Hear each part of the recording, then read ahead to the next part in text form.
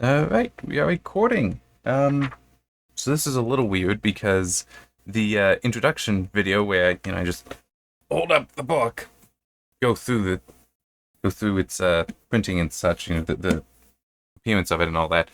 I actually did that weeks ago because it's been some weeks because I did that shortly after I actually got this in the mail. Um, and I've just been finishing up the backlog, but I'm finally back to the assigned reading stuff. And the first story in this is Norfica, Glorious Death. Let me see if I can. Well, sorry, just Norfica. I guess it's not actually Glorious Death. Glorious Death is the name of the music track. So let me actually see about fixing that. Because it should be fixed. It should be fixed. There, and I'll have to remake the thumbnail as well. But that. Let me just. Yeah, okay. Pop that.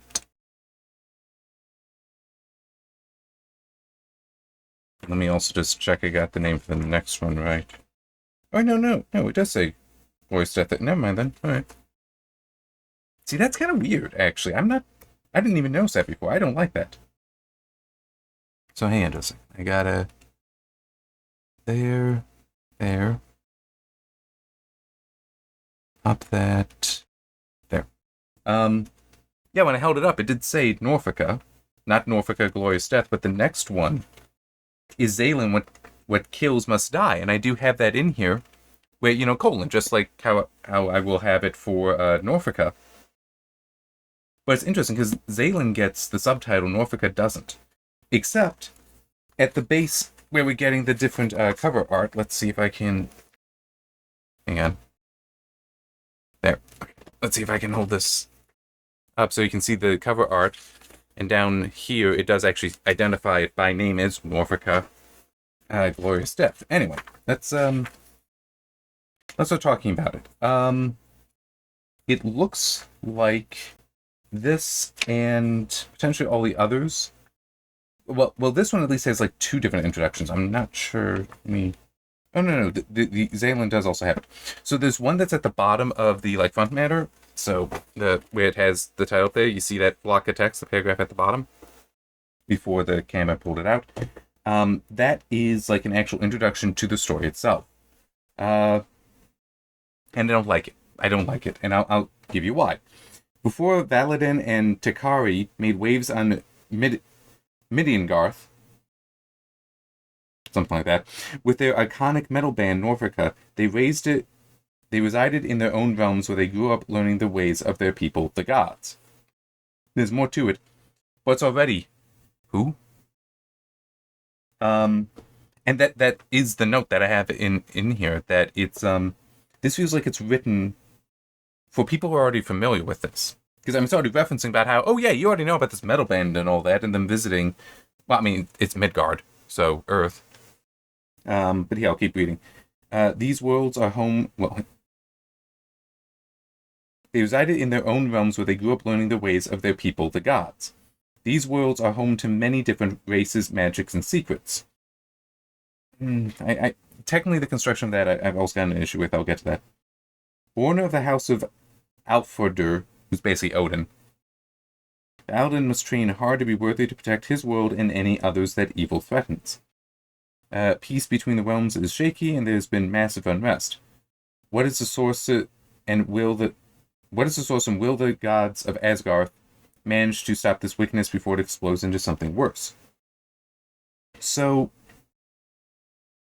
the reason why I don't necessarily like this description, these worlds are home to many different races, magics, and secrets, is that technically Midgard, Earth, is another one of these realms. It's like it is even indicated later. But it's only, I mean, it's like to go just to the Norse mythology, which I will grant, I don't know terrifically well. I understand Greco-Roman mythology much better. But still, it's like Asgard is the realm of the gods, okay? It's not, so Asgard and Midgard, Earth, they're not like equal necessarily. Like the gods only are there. And it's just weird because technically there's nothing that really distinguishes them except later on when basically the Suitor character So the big bad guy, um, he does have a mention here concerning Asgard. I'm not going to keep using the slight variance here, because I'm not Asgarths. It's like it's a little easier for me to say Asgard. For they alone tread freely to earth, whose people offer praise as though they were the all-born themselves. So there is just this acknowledgement that it's like, well, as though all earth is good for is praising. It's like, so they're not equal to the other realms. And it's just, it feels odd that. Now, there is a suggestion earlier in this, that, yes, you do have the superhero beings, which actually, even that is a problem here. I just realized. The timeline doesn't make sense either. Hang on, I need to add this note. Timeline doesn't make sense as ISOM is shown, and yet it should be, well, and yet some of these events I believe would have to be generations before him, and I'll explain that. So basically, it starts with Odin. This hang on, how's it? Oh, and I need to talk about that. Althorder. Can I just call him Odin? I'm sorry. This is another criticism that I do have in here, and it's more of an overall thing. That basically, if you know the Thor movie, a lot of this is very familiar, and the just in some cases subtle changes of the names, like Asgarth instead of Asgard. It's like, I mean, why even bothering? I'm sorry, but there is that element here. I'm trying to think the best way to put it. If you're going to riff off of Norse mythology, I feel like, unless this is no, these are just the actual, like, other names for them that we just, because it is technically true that like Odin, a different pronunciation, and I think potentially more accurate, it would be Woden, that there's a W there, because like Wednesday is actually it comes from Woden's Day. Thursday is Thor's Day, and it's like, that one's more obvious, but so it's like they're actually from the Norse gods, so it could, I could see that, but that, it's like maybe these are truer versions of the names. It's not indicated anywhere. That also might just be if I knew this stuff better, but it feels like you're just trying to copy out of that and do these small changes as though no one's going to notice, but the story is so recognizable. I feel either go all the way with making it not immediately recognizable except for the actual story beats, or just use the normal names that everyone would know. And we need to make them up. But anyway. So what the timeline thing, and I know I'm jumping around this. So it starts with this, hang on, I just want to make sure. I'm pretty sure it is this Valadin. Yes, Valadin. Who is a boy, a young boy at this point, is being told by Odin some stuff about the realms. So I'm just looking. That's got to be him. Okay. It's been told stuff about the realms, including about Midgard. Though they favor the appearance, the Asgards in appearance much differentiates us. The duration of your youth will outlast several of their lifetimes, and the mortality shall not be mistaken for weakness. Your capabilities will far exceed the humans. They cannot rival your strength even as a boy. By the way, it's not explained how it is that their mortality shall not be mistaken for weakness. But continuing, but there are exceptions, and it shows his 5 panels here. The final one featuring Isom, who has beaten the guy up, and it's like, hey, yes, there are some characters like that dude who they can rival us. And it's like, okay, cool, but it's just weird. You're referencing a character, Isom, who's human. So you're saying that he is short-lived. He is the lifespan of a human. Fine. But Valadin here is being shown as a boy, yet some of these cover images, these alternate cover images, like this, and but like that guy is Valadin, based on his hair, and also in another one of the cover art, cover A, we see it is the same guy. He's using a bow. What is Valadin training on? On the 1, 2, 3, 4, 5th page, a bow. So that's him, but as a boy. So you're getting a reference here to Isom, but the duration of your youth will outlast several of their lifetimes. It's also showing, when this is being said, several of your lifetimes, we have a farmer sitting on his porch, and he's got a relatively modern tractor, like within the past 100 years. What? It is a timeline inconsistency. I mean, like, technically, these events, because he appears to be a boy, but it also is indicated that he is present at the time of Isom as an adult. It really suggests here that these events should be taking place potentially hundreds of years before the rest of the comics, at least before the Isom era ones. So I'm confused. And I should also grant, this doesn't assuage the confusion, but I should grant that this story came out later. So it could be more of that they're referencing Isom here as sort of an Easter egg, that, oh, look, see, this is who we're talking about, because yes, there are exceptions. But then that also, so it's like, oh yeah, this, see? Because, it's like this was released so much later than Isom. Which, I get that. But you're presenting it first.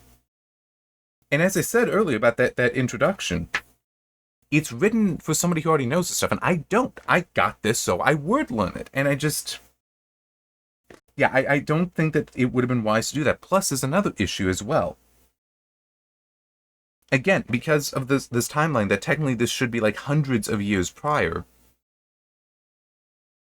does this mean that there have been people like Isom and the others that we'll meet through the story on Earth for centuries, that they're aware of that? It's like that's something I will just have to find out as I continue. Like, are they a modern thing, or have they always existed? Because it does actually have a major impact, because if they've always existed, if there's always been these exceptions, then that means that the history of the world that this is set in has been influenced by them for centuries, or even millennia. But if it's instead just a modern thing, then that means that people are still adapting, figuring this out. So it then becomes, you have the adaptations, which means then if we are getting the adaptations in the later in this, if we get the adaptations to their existence in this, in those later stories, that contradicts what was set up here. So it is a timeline inconsistency, no matter any way I can think of it. And that's a problem. That's quite a problem. One thing I forgot to mention, we do have that small introduction, about one paragraph, but we also have basically a letter here, written by Eric July, that is actually more just a commentary, a background thing, where he actually says in here, it's no secret that I've been a comic book fan for a long time. Outside of The Flash, one of the characters I always enjoyed was Thor. That type of mythology was fun to watch in the hands of industry pros who knew how to tell a great story. When it came time to step up and put the stories I wanted to see in the world, the world of Isom, I had to pay homage in my own way with Takari and Valadin in their brief appearance in Isom 1. And that's fine, though, but it still goes back to what I was saying. Either use, much earlier, either use the actual names from Norse mythology, and I believe these are not the true names, at least not the normally anglicized versions, like Asgard, it's using Asgarth, and things like that. Or go complete the other direction, where none of it is that familiar, and you're just you're using the same story beats, that's fine, but it's not immediately obvious. Kind of like how there's so many different times that Romeo and Juliet has been told. Like if you've ever seen the movie Warm Bodies, it is a Romeo and Juliet story. Romeo is a zombie though. You do recognize it, but it's clearly this is not the same exact thing. So it's yeah. I should talk about the artwork some, which I mean, I'm not a comic book guy, so I can't really judge it too much. It looks fine. There's nothing about it that's aesthetically unpleasing to me. But there is one thing that it's just I know I shouldn't be technical in this way, but we've got these images here on page 1 that they're meant to be astronomical. Like we've got something that certainly resembles a galaxy flowing there. Also a bunch of just planets around that would have to be very, very close because the galaxy should be absolutely massive. And it's just, let me see if I can hold this up. See that? And it does look nice. It is a nice artist's rendition kind of thing to it, but actually, wait, no, there's a problem to it. But it's just one of those, I look at it and it's like, this is not right. I guess it is just the whole, well, it's supposed to be a mythological realm, so it doesn't have to be right. It's like, okay, yeah, that's fair, except that Earth still exists. And we're supposed to be able to view the universe, so you'd have to describe the realms as actually being separate universes, which is not what's described here necessarily. You do need... Crap, how is it described? Hang on.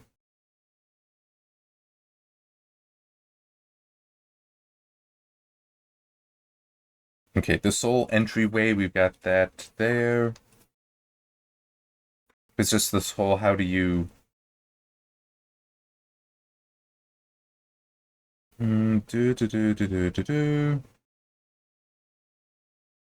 Essentially the Rainbow Bridge, that to connect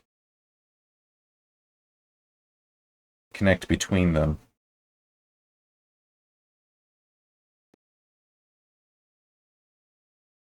Okay, it doesn't really seem... I'm not really seeing a label here. Which, in theory, those are interdimensional. But it's not clear. But another thing that I notice is we see the galaxy in the background and the planets, and it's like, okay, well, the planets could just be in the foreground. The galaxy is really, really big and far off. Except we've got a star field. Which... The galaxy would not... If you have the star field here, the galaxy... I mean, it's too... That's too big in the frame, kind of thing. But again, it is the whole... I'm being technical here, and I know that. Potentially inappropriately technical. Sorry. I kind of can't help it. Another thing that I should... Actually, here, hang on, let me do that quick. Okay. That looks a little more standard. Hang on.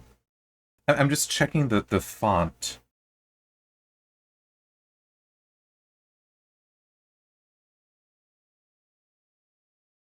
Okay, I guess it's just in... I'm just checking... do we get it time like that? Okay. The font looks to be a single case and it's mixed.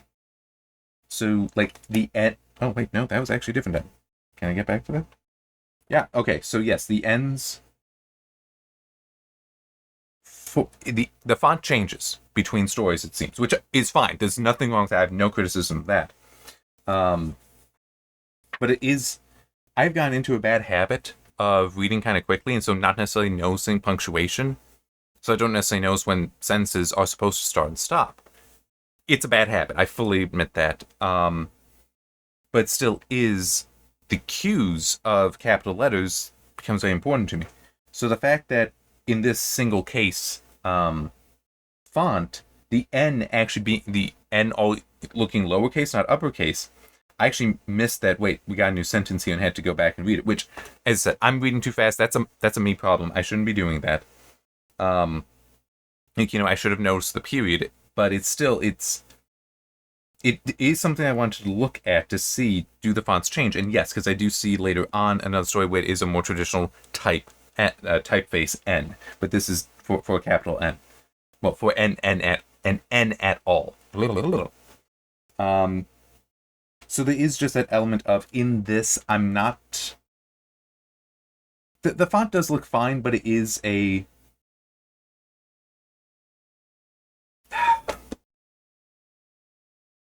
I don't know. I guess I don't necessarily like single case fonts. I get why you have to do that for comics, but I'd almost want it to be let it be single case, but let the first letters of sentences be a little different. Like, be a little larger or something like that. Or, yeah, just do that. But for anything that needs to be capitalized, just have it be a little bit larger or something, help it stand out. I think that would be nice. It'd help with readability. But, as I said, this is more so a me problem. It's just the whole... I read this stuff too fast and I don't necessarily pick out the punctuation. I don't know. I've had this habit for a while now. Like a few years, to be clear, a few years, not like decades. So, all right, let me just see what else we got here. So yeah, we basically got the Odin guy training his son, the Valadin. He has multiple sons. How to use bow and arrow, which I do find a little curious, but I mean, just you'd want to train multiple weapons, but in any case, it's like, good, you can finally hit the bullseye. Now try to shoot me. And Odin's running around, actually able to just pick him out because he's so skilled, so good at this, and causes his son to fall down in frustration, but probably also exhaustion, to be fair. And he does then get criticized. Reacting this way to the falling down will make you a liability in battle. You have expectations as good, but war can be unpredictable. And it is yes, he is being critical, but he is also delivering the understanding, which is always important. It's very important when you are critical, because if the person doesn't understand why, then you're just complaining. You're not helping them in any way. And just reminds me, going back to the Obi-Wan Anakin relationship in Attack of the Clones, because everyone was always critical but never explained anything. There was never understanding being gained by Anakin, so he could never really develop. It was just resentment that would form between them. Anyway, so as it goes on, we meet more of the family, if not all of the family. And the eldest and another son, I'm not sure in what order they are, but the eldest and this other son are like, hey, the Jotun are being a problem. Yeah, I just want to check because... Yeah, Jotunheimel, it says at one point, but earlier they just referred as... It's just referred to as Jotun. Whatever, I'm fine with that. And they're like, hey, we're supposed to be the dominant guys here. Shouldn't we, like, do something about their aggressions and such? Shouldn't we do... And they are like, I mean, I just want to go talk to them. All right? Just give us your leave to do that. We'll go talk to them. And, yeah, hopefully be able to straighten this out. Because it's, this is a mission of knowledge, not of war. Which, by the way, it also reminds me of one other thing. So the Odin guy, he's named in the paragraph introduction at the very start, the born of the house of Alfdor, or Alfred Odin. I'm just unsure, and I got a speech impediment, okay? I'm just going with Odin. And the dude looks like him. I mean, come on. It's Odin. We know. But then it does say at one point, it just names him that, yeah, he made me aware to the person that's going to open up the bridge, but he's never actually named before that. So if you don't know for certain, if you don't realize that that's who's being referred to in the introduction, you don't actually know who it is. Which is a bit of a problem as well. I mean, I get the whole, well, you should read the introduction. It's like, yeah, but as I also said, the introduction is poorly written if you don't already know some of these stories. So it's... So yeah, they're going to go there. It was already arranged with the ambassadors, so they are allowed to come in. No one is happy to see them, though, because to the Jotuns, they think that Asgard has actually been harassing them. But one thing that I do find odd here is the whole, yeah, you can come and talk to the sergeant guy, but before you do, you have to surrender your weapons. I deem that to be unnecessary. It's like, dude, what?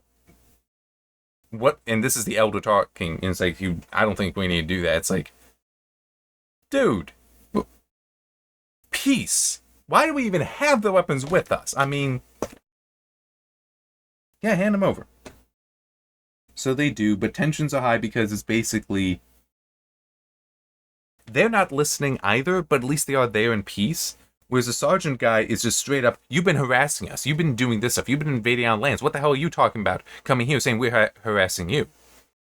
So no one's listening to each other to realize, wait a minute. We're not doing this to you. You're saying you're not doing it to us. Maybe we're both telling the truth. And then, of course, the place gets attacked by the suitor guy,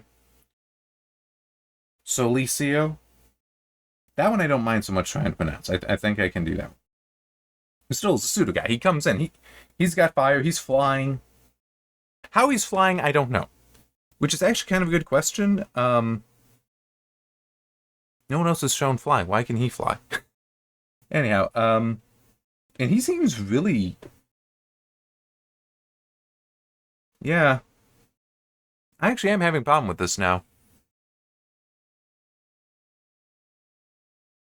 Because he's just coming in here, and he's flying, he's got his hands on fire, he's just throwing bombs, literally. I mean, it's like you've got, Mushroom Cloud in the background where you threw a thing. And we're just like, yeah, sure, he can do that. He has no peer. But then later he's complaining, to add this to the notes.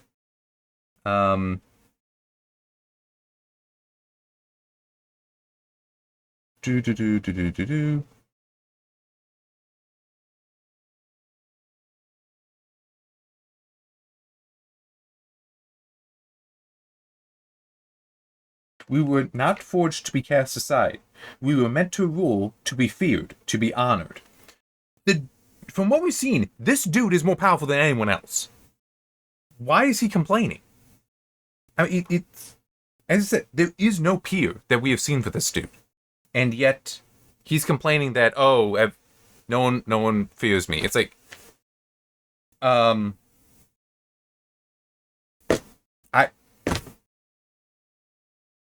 I have to add this to my notes. It didn't occur to me before. And that in theory, okay, when reading through this, that's supposed to be like suspension of disbelief. But now that I'm going through it critically, seeing that and having to think about it, it is this doesn't make sense. So,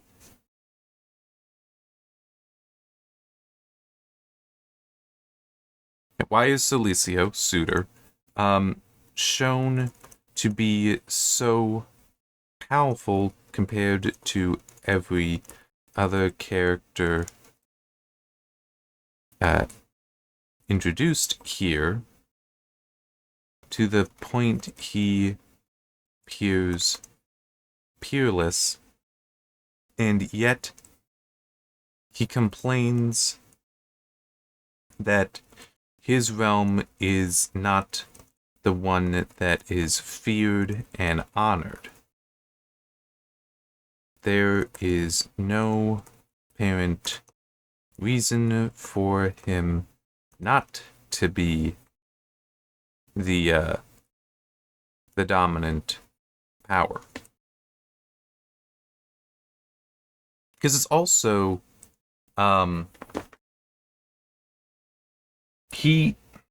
in theory, it could be that the Asgards are like more technologically advanced, except the shown is basically just Norse. They're literally, the dude is literally, Valadin is literally using bow and arrow. Which is also, again, going back to the panels that we've got that show ice on.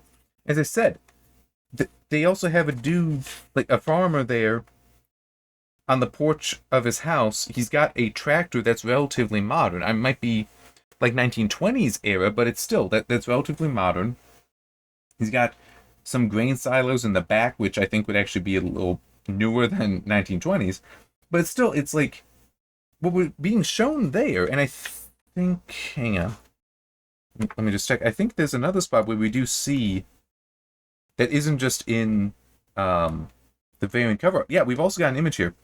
For they alone, I already read this. For they alone tread freely to Midgard, Earth, whose people offer praise as though they were the all-born themselves.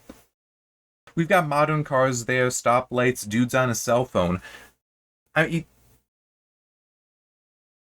mean, there's no explanation for the suitor guy to not be the dominant one at all.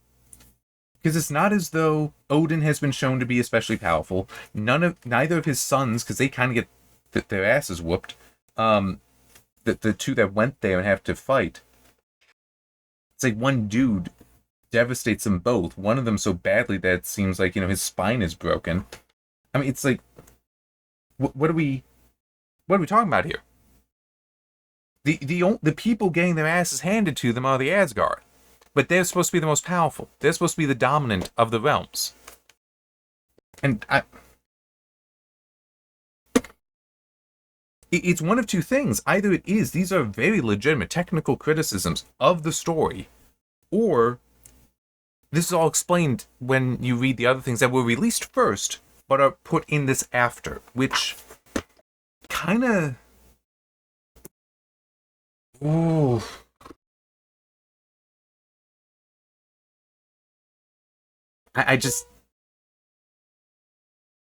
I'm both, I know how I want to ask the question, but I'm also just thinking to myself, what is my answer to the question? So this is an omnibus. Collection of the years 1 through 3 of the Rippaverse content. But it's also in order, right? This is why Norfica is first, even though it wasn't the first one released. So it's in the order for you to understand it. Not really, but I mean, I'm not understanding. I think that is actually how it was put. It's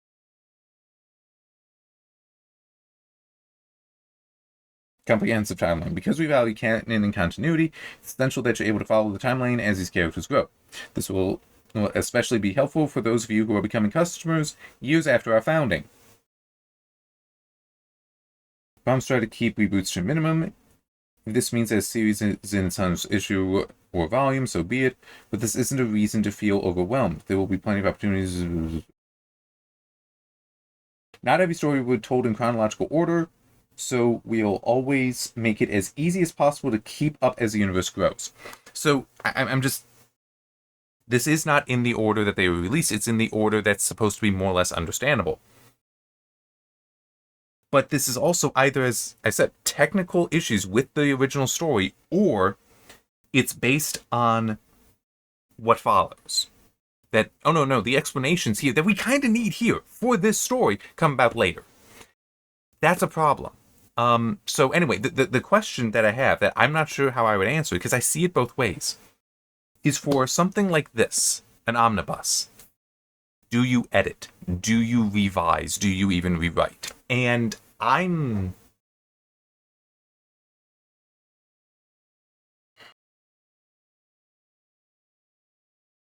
Okay, let me do one thing quick. I want to confirm something that I'm pretty sure is the case.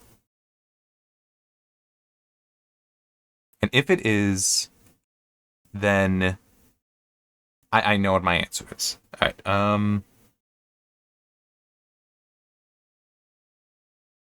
No, just no. Okay. There we go. Just give me all of these. All right.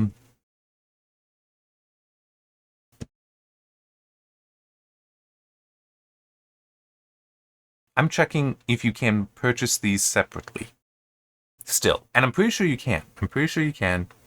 Okay, yeah, Norfica, you can purchase separately. Like, I could just buy a copy right now outside of this. Okay.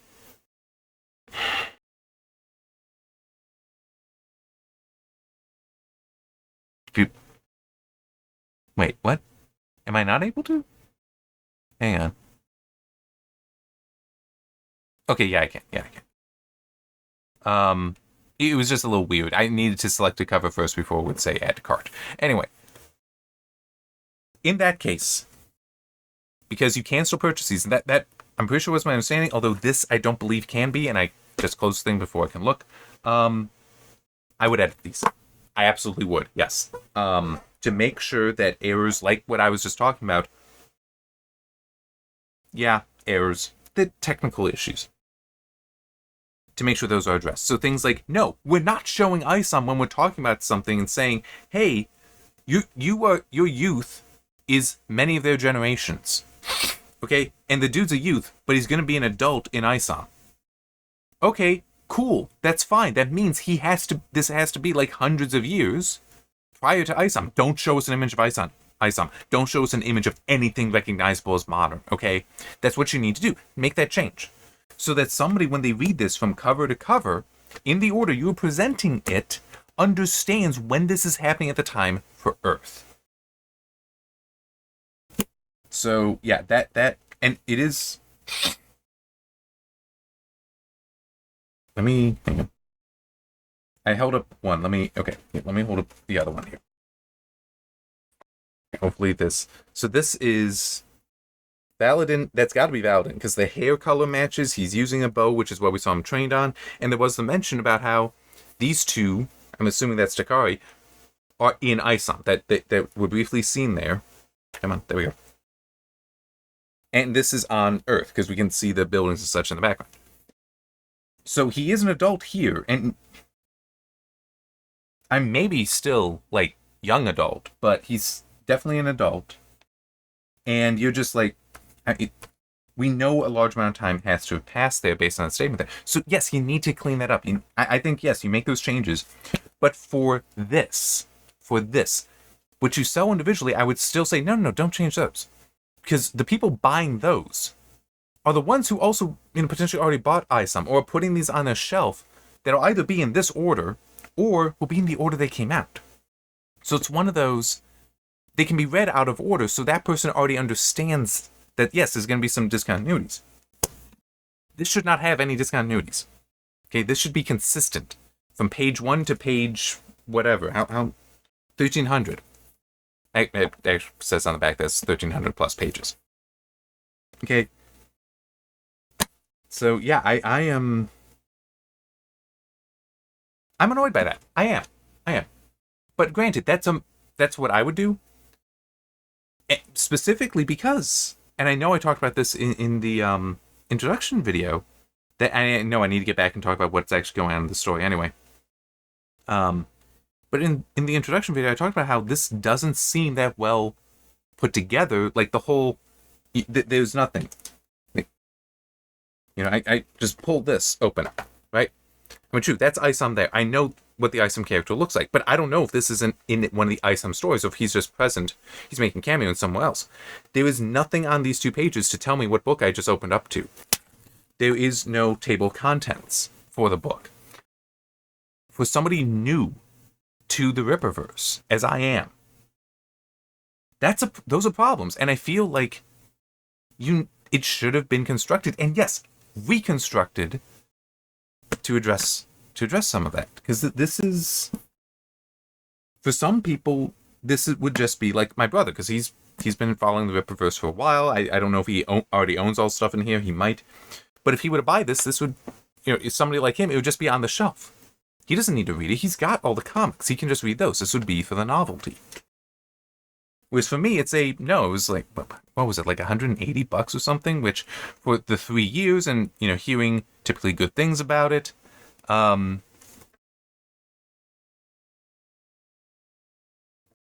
it was a, sure, why not? I am just looking. Let me go back. Alright, I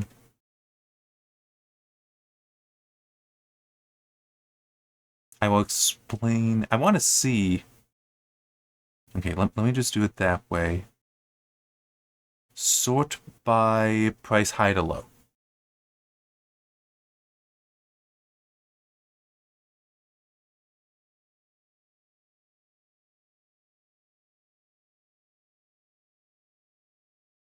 I want to see if the omnibus can be purchased. I don't think it can be. I think it was only for those who pre-ordered it.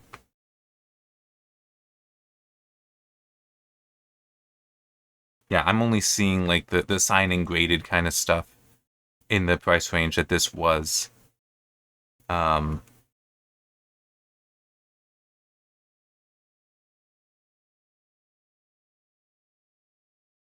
don't think it was only. I don't think I only paid around 120. Maybe I did.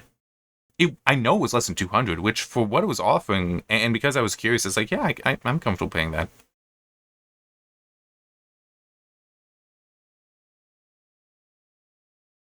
Okay, yeah, I'm definitely out of the price range and not seeing it. So yeah, it's okay,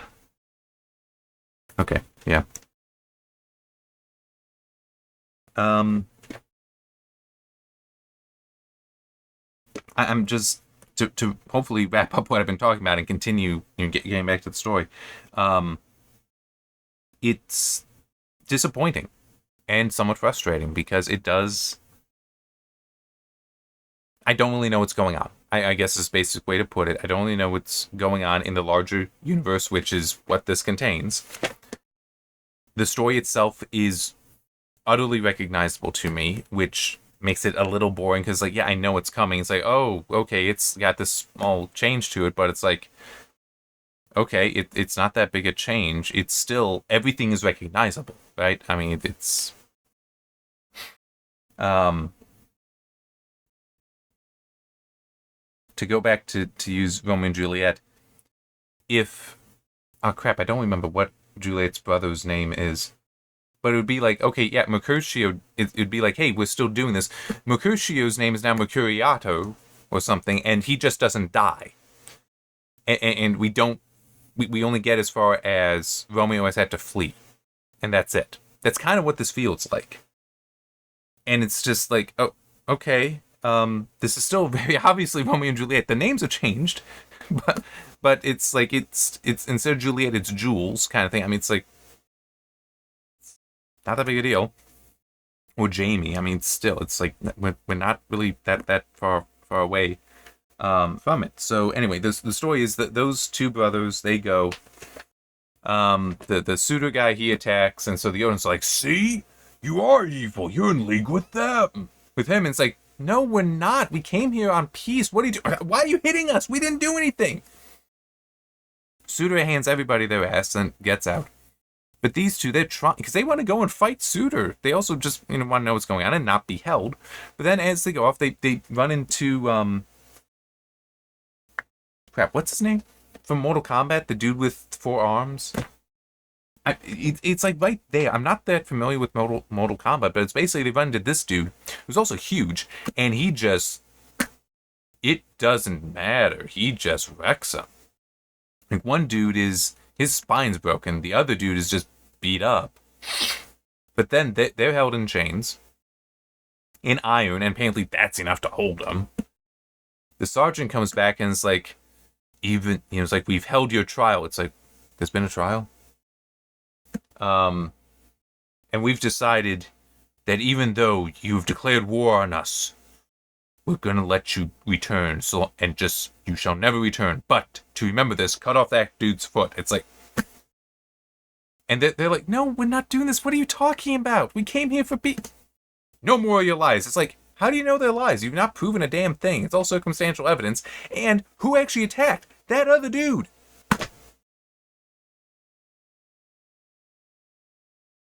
I get that miscommunication and lack of trust is a very common thing here, but it's just, this is not that original story here in many ways. And so it's kind of boring where it's like, all right, yeah, this is what's going on. I mean, it's like, they didn't go there for war, that's fine, but still they're set up. How the hell Suitor knew to attack then? Because, oh, that's when they're there. So you think that, but it's also the whole, if we were here to be your enemies, if we were here to fight you at the same time he does, making you so it's like, hey, we're allies.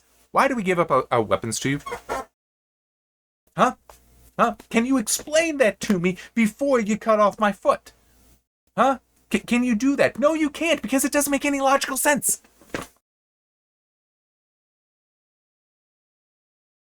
So they get brought back to Asgard. And the mother is there. What was her name? Her name was actually, I don't think was that far away from it. Freyja. Or Freya. Which I think it's Freya is the... At least in the Thor movie, I'm pretty sure she's referred to as Freya, but I don't think that's far off from the Norse. But in any case,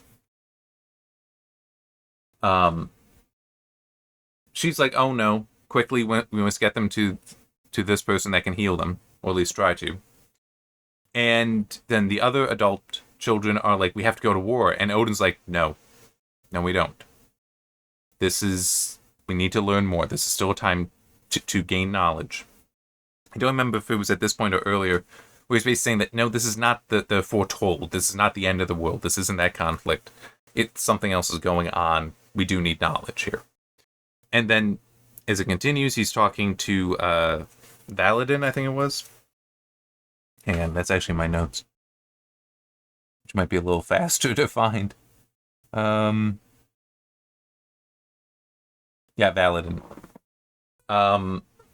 Is basically telling him that, yeah, sometimes that's what it means to be a leader, is to say the things that are hard to say, and to have your own sons turn against you. Which I find interesting, because it is some of the elder sons are referred to themselves as, weren't we forged for war? And you're saying, no, we're not allowed to go to war. So it seems like the Valadin is being forged to be the next leader, to be Odin's successor. Maybe, don't know. Kind of makes sense, because he's saying this to them, to him, and not anyone else. And literally, it's everyone else is left, and he's like, hand on shoulder, and is telling him this, so... But yeah, and it's just that, and then we, cut to Suitor, and he's talking with his own ambassador about how, because it seems like everybody has an ambassador that monitors the portal. So one who actually opens it up to different places. And is basically explaining that, because it's like, oh, so you mean a war? No, I just mean to shake things up. Why? Why are you doing this then? It's, the whole, they should fear us, but there is also an acknowledgement that there's actually something more powerful than us out there. And it's, that is what I'm interested in. Almost let me try to find it again. It seems almost like a, if I make enough chaos, that will reveal itself, kind of thing.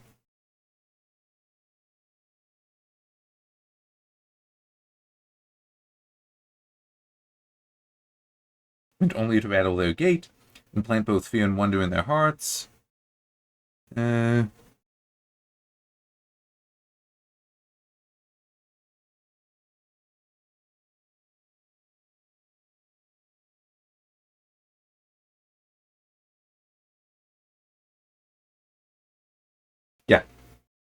I may provoke the others, bait them into folly, yet their lives are vexing matter. What is that? There exists another.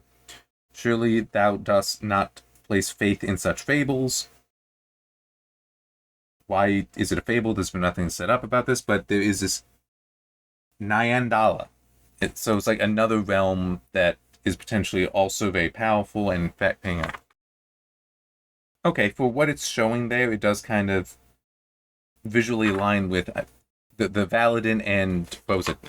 Hang on. It's in that introduction. The one paragraph one. Takari. It does look like Takari could be from there. Yeah. Because this Nyandala does look to be African, and the dude looks African in this cover art. variant cover art of him. Okay. So yeah, it's a lot like the story we see in the Thor movie, except that they're not going there imprudently to start a war. And Suter is behind setting stuff up, as opposed to being Loki being the one setting stuff up. Who, yeah, it's just.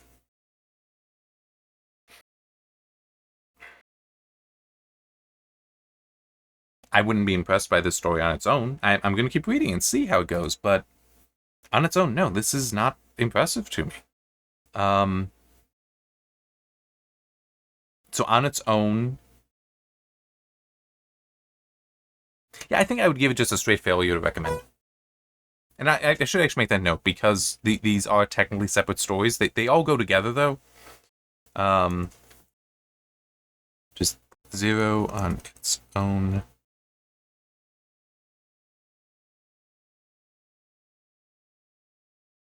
And I just feel if I make those notes, that'll help. Because it's also, I'm going to change how these videos come out instead of it being literally just one a day.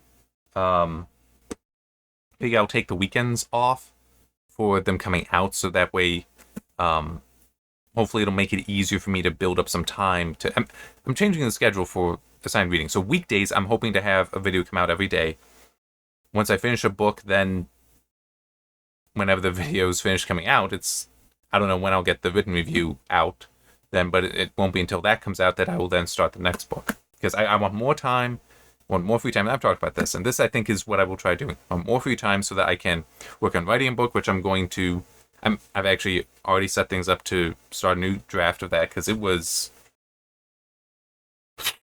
Look, passing 100,000 words, it was actually like 110, 120,000 words I had passed. And to still be actually not that far into the major timeline of the story, yeah, that's not good. And I need to take a break, because going through the backlog of reviews was taking so much time. It just. Restarting that. By the way, just for anyone curious about the writing process, this is not a bad thing, what I'm doing there by restarting. By starting a new draft. Because I still gained. Even though 110,000 words, it's at least that much. That's a lot. That it will basically never be seen. But part of the reason it was so long was the main character had a lot of things to learn. Well, I also had a lot to learn. So now I had the benefit of all that knowledge, and can start a new draft with that and hopefully condense it down a lot. And the way I'm going to start it off, I think will allow me to do that. So hopefully that'll be the case. Hopefully it will now flow faster, be more efficient, all that. So we'll see how that goes. But yeah, so this is going to be interesting, and hopefully I will have plenty of time to go through it. I don't know how long it will take me to go through this. Another reason why skipping the weekends will hopefully help is I'm going to try to not take a day off from recording videos, but potentially. I mean, my schedule's just weird. Maybe I should leave it at that. It's like I do have one day a week where it's like I don't have time in the evening to do this, and then I just want to try to focus down, rip through a bunch on the weekend, and then have plenty of time to get to the written review and plenty of free time then to also do writing and do other things. So, because I also have the horrible idea of starting up another project for this channel. We'll see how that goes.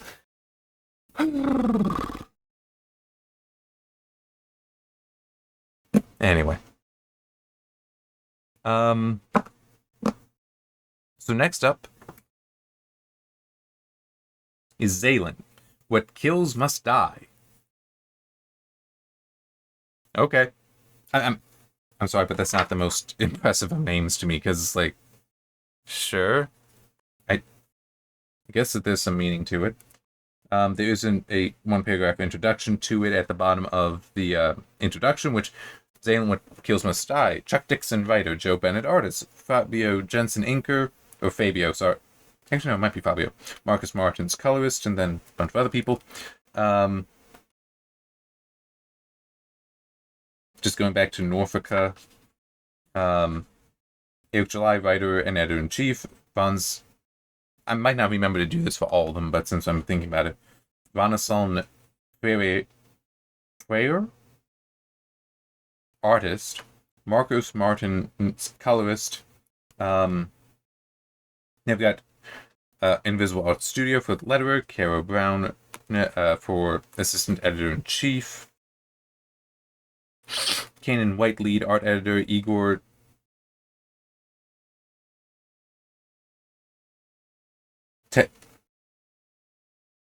Teixeira? Teixeira, art editor. That's a cool name, but I have a feeling that person and his family had a lot of going through life with people being like, a teacher being like, how do you pronounce that? Jen and Sylvia Saska for editors, and Marcos Rios for concept artists. Coming back and finishing off with Zayland. Look, the bottom ones here. Visible Art Studio for letterer, Eric July, editor-in-chief, Caroline Brown, assistant editor-in-chief, Kanan White, lead art editor, Igor, again, art editor, I'm not trying his last name, again, art editor, Andrew Rodriguez, lead editor, and Jen Sylvia Saska as editors, so it's a very similar list, which, if I remember to do this going forward, I might be skipping that. I mean, I'll try to hold up the Norfica one, it's a little easier. But it's if I remember to read off the people in the future, I'll focus just on the top ones, not the block. Come on, as opposed to the block down. Okay.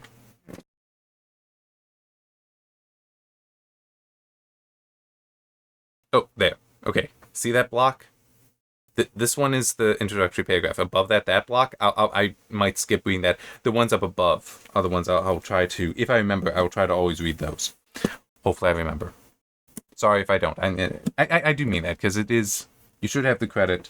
At least there's also, though, if you are interested, it's like you can find them online, because there's this, you can still buy like any of the books in here. You might be limited as to what the specific covers are, but they can all be purchased individually, I believe. So you can at least find the information there. Because who knows? Maybe there'll be one that my talking about it, you'll like it, or you'll just be curious and go and look. And yeah, cool.